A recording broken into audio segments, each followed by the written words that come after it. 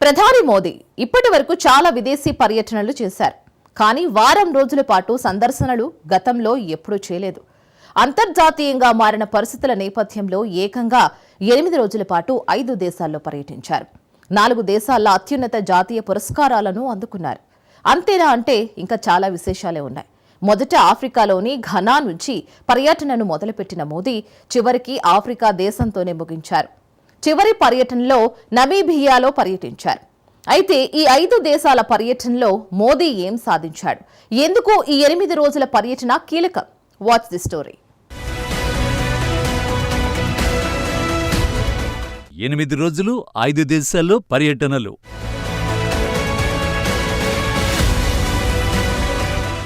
Global south అరుదైన ఖనిజాలే లక్ష్యం.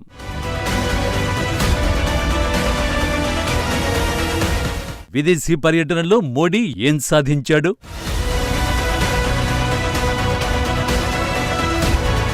ప్రధానమంత్రి నరేంద్ర మోడీ భారీ విదేశీ పర్యటనను ముగించారు.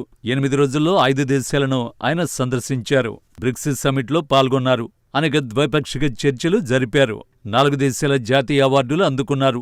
సంఖ్యాపరంగా చూస్తే ఇవి చాలా ఎక్కువగా ఉన్నాయి. అయితే ఇప్పుడు గణాంకాలు కాదు. ఈ 5 దేశాల పర్యటనలతో మోడీ ఏం సాధించారు? టాప్ 5 ఫలితాలు ఇప్పుడు చూద్దాం. ముందుగా చివరి పర్యటనను చూద్దాం. ప్రధాని మోడీ 9న నమీబియాలో ల్యాండ్ అయ్యారు. ఇది దక్షిణాఫ్రికాలోని ఓ దేశం. 2022లో మనకు చరిత్రను అందించిన దేశం ఈ నమీబియానే. ప్రధాని మోడీకి నమీబియా ఘనస్వాగతం పలికింది. నమీబియా సంప్రదాయ నృత్యాలకు ప్రధాని ఫిదా అయ్యారు.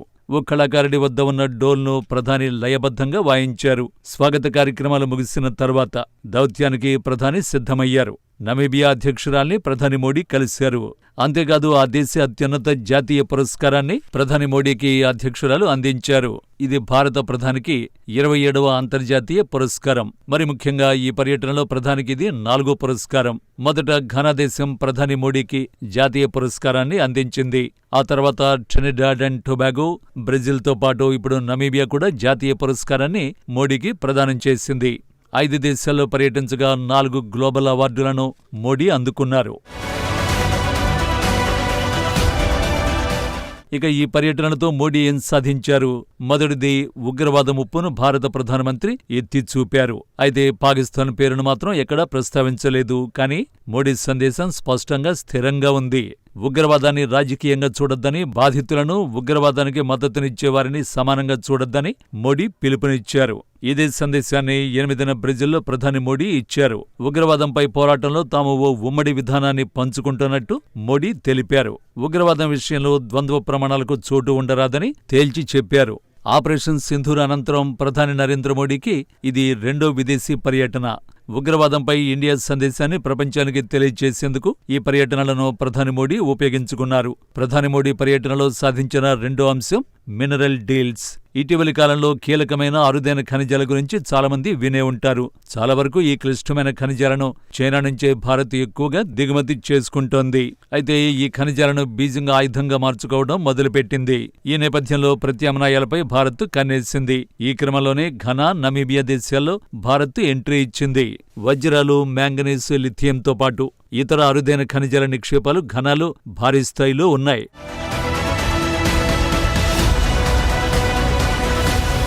నమీబియాలో వజ్రాలతో సహా కాపర్, యురేనియం, బంగారం వంటి ఖనిజ నిక్షేపాలు విస్తారంగా ఉన్నాయి.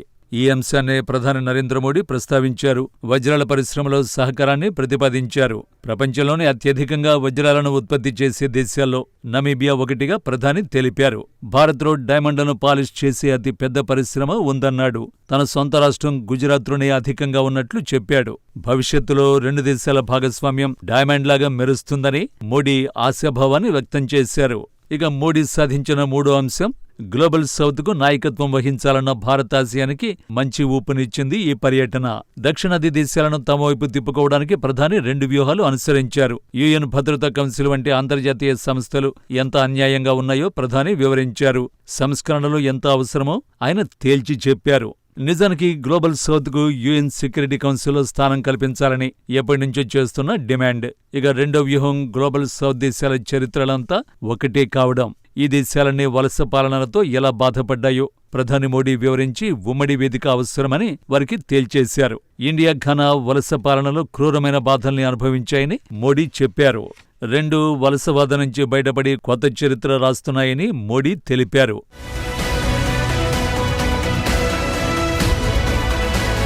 ఇక మోడీ సాధించిన 4వ విజయం మొదటి 3ంటికి లింక్ చేస్తోంది. ప్రధాని మోడీ బ్రిక్స్ కూటమిపై నిబద్ధతను మరోసారి ధృవీకరించారు. ఇటీవల బ్రిక్స్ కూటమిలో భారత్ తీరు కాస్త భిన్నంగా కనిపించింది. పాశ్చాత్య దేశాల ఆధిపత్యాన్ని బ్రిక్స్ ఇతర సభ్య దేశాలు సవాల్ చేయాలని కోరుకున్నాయి. అయితే బ్రిక్స్ కూటమికి మరింత ప్రాతినిధ్యం దక్కేలా స్వల్ప మార్పులు చేయాలని మాత్రమే భారత్ కోరింది.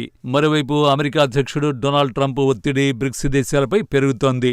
బ్రిక్స్ దేశాలపై సుంకాలను విధిస్తామని ట్రంప్ బెదిరిస్తున్నాడు.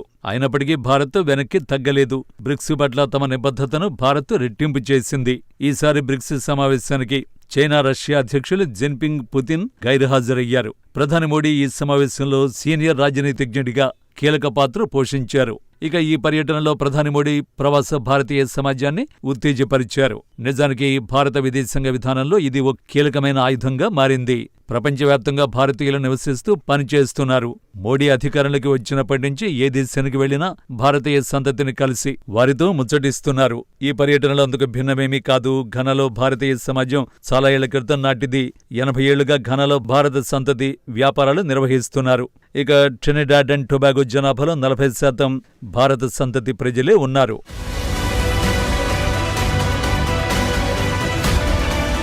ట్రినిడాడ్ అండ్ టొబాగోలోని 6వ తరం వరకు భారత సంతతికి విదేశీ పౌరసత్వాలను అందిస్తామని ప్రధాని మోడీ ప్రకటించారు. ఇక 8 రోజుల మోడీ పర్యటన వివరాలు ప్రస్తుతం పరిమితంగా ఉన్నాయి. రాబోయే రోజుల్లో మరిన్ని వివరాలు వెల్లడయ్యే అవకాశం ఉంది. ఎందుకంటే ఈ 5 దేశాల్లో మోడీ పర్యటన సాదాసీదా పర్యటన ఏమాత్రం కాదు. భారత విస్తృత లక్ష్యాల్లో భాగంగా గ్లోబల్ సౌత్ను నడిపించడం, కీలక ఖనిజాలను సురక్షితం చేయడం, ఉగ్రవాదానికి వ్యతిరేకంగా మద్దతును సమీకరించడం కోసం చేసిన సందర్శనలన్నమాట.